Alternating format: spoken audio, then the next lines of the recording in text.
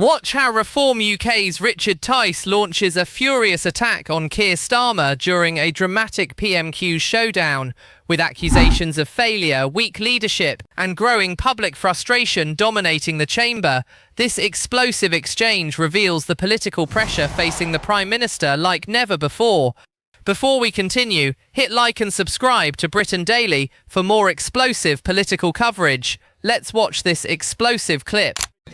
Richard Tice. Thank you, Mr. Speaker, and happy birthday. We all condemn, of course, the appalling violence in Belfast last night after the horrific attack on Monday. But this Prime Minister is in denial of the rising despair across the country over his failure to stop the boats and related criminality, his failure to recognise two-tier policing, his failures over Mandelson, his failures over the scourge of anti-Semitism. He's lost the confidence of the country, his own trade union members and his own very quiet backbenchers, Mr. Speaker. When will he do the right thing and when will this Prime Minister resign? Prime Minister. Well, Mr. Speaker, last week we had the terrible case of Henry Novak, which they sought to exploit. Now we have a very difficult situation in Northern Ireland where families and communities are extremely frightened. What do? They try to whip up fear and division, because that's all they've got.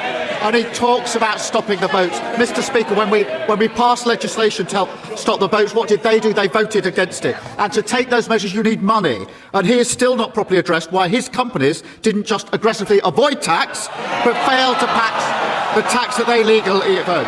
His investment company then gave huge donations to Reform. If he paid his tax with more money to deal with these issues. Gavin Roberts. Mr.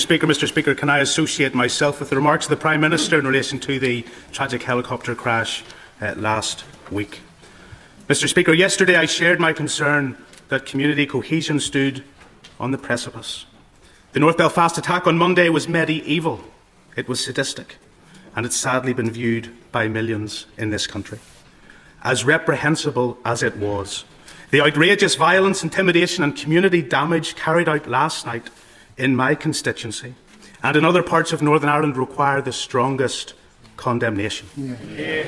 It is impossible to share concerns about damage to our British values and then act in a way that tarnishes the very thing we should want to protect.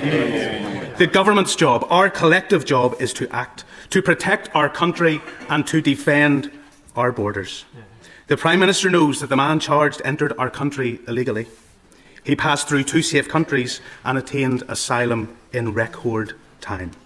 Will he meet with me urgently to discuss the steps he and his government will take to ensure our values are enforced, that the rule of law in this country sustains, and that he protects and closes the open, porous border between our country and the Irish Republic? Prime Minister. Can I thank the Right Honourable Member? And can I particularly thank him and all leaders in Northern Ireland who have urged calm, particularly before what happened last night. I think in standing together with that common message was very powerful. I thank him and others for what they did in that regard. I'm very happy to meet him and other MPs from Northern Ireland as he requests, and I think we've now identified a slot after Prime Minister's questions when we can do that. It is obviously important that we do it at the first opportunity. We are all sickened by this attack, but the scenes of violence and disorder have no justification, and we need to be really clear about that. Of course there are questions that need to be answered, but destroying communities, destroying homes and driving people out of their homes is not and will never be the right way to respond to an attack like this. And I look forward to working with him and others to ensure that we get the calm response and give the police the space that they need to deliver justice. Thank you, Mr. Speaker. If any member of the public wishes to visit a major sporting event or major music event, they can expect to be searched on the way in. If they bring a bottle of water, the lid will be taken. If they order a drink from the bar, it will be served in a plastic cup. This is done for security reasons. Yet because of exemptions in the Offensive Weapons Act 2019, those same events permit the carrying of blades up to 5 inches long. I would just like to ask the Prime Minister, does he recognise the dangers and the risks associated with that? And does he recognise what a solicitor might call an exception, our voters would call two-tier justice? Well, Mr. Speaker, let me just be very clear. Any blade that's used to threaten or to harm others is illegal by law, any blade. We will, of course, work with the Sikh community, knife crime campaigners and the police to learn the right lessons. That is the responsible thing to do. And I really do think we all have a responsibility, a duty as politicians, to respond to the case that we were discussing last week and the events in Northern Ireland that we're discussing today with the calmness that leadership requires. As a plumber, I was well used to dealing with dirty grubbiness. And there's still plenty of that dirty grubbiness behind me. Now, running a business is tough, so will the Prime Minister join me in backing That's the Problem campaign to cut VAT rigs in hospitality? He didn't answer the question last week. Will he tell us today, yes or no? Well, Mr Speaker, I'm very glad that we're cutting VAT over the summer with our summer savings programme that I hope she will support. I do note we haven't heard much from the Green Party leader after he admitted he hadn't paid his council tax. Perhaps he's traded his houseboat for a submarine. Sir Ed Davey, Leader of the Liberal Democrats. Thank you, Mr Speaker. Can I join the Prime Minister in sending our condolences to the families of those killed in last week's helicopter crash?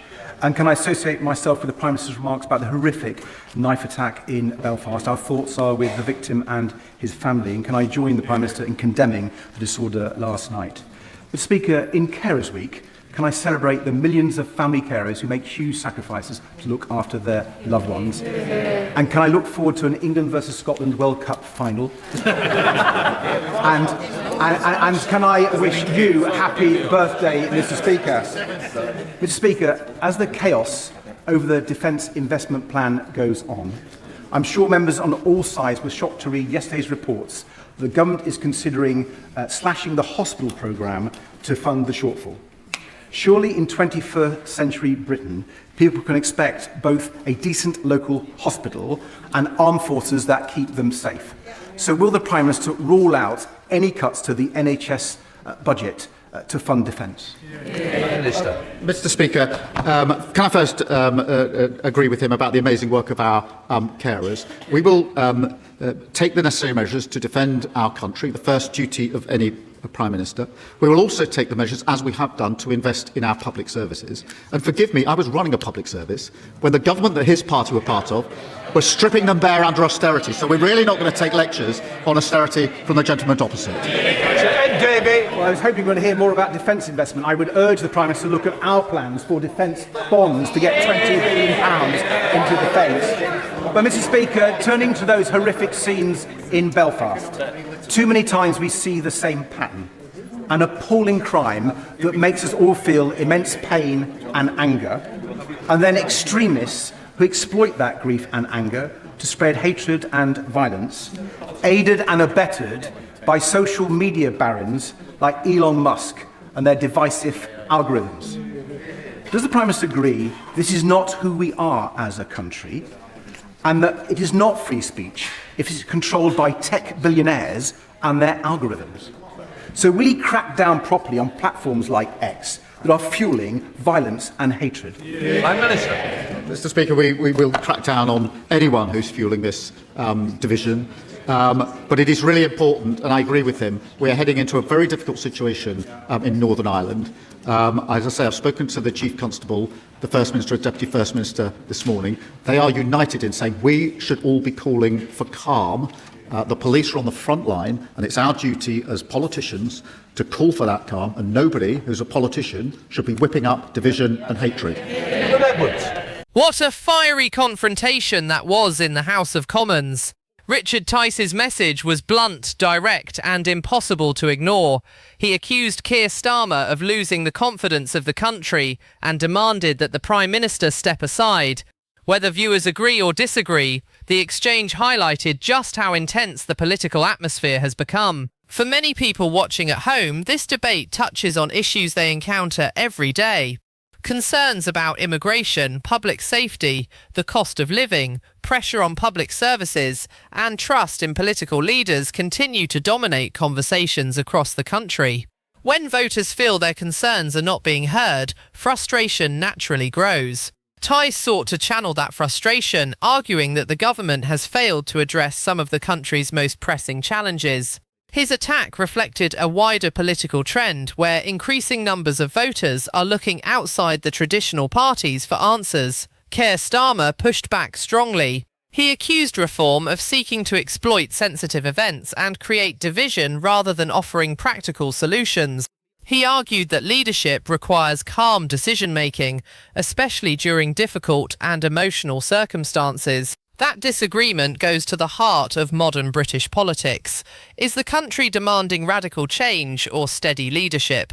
Should politicians focus on expressing public anger or on delivering long-term solutions? These questions are likely to shape political debate for months to come. What do you think? Was Richard Tice right to challenge the Prime Minister so aggressively, or did Keir Starmer make the stronger case? Let us know in the comments below. And if you enjoyed this coverage, hit like, subscribe to Britain Daily, and turn on notifications for more explosive PMQs clashes, Commons debates, and breaking political news from Westminster.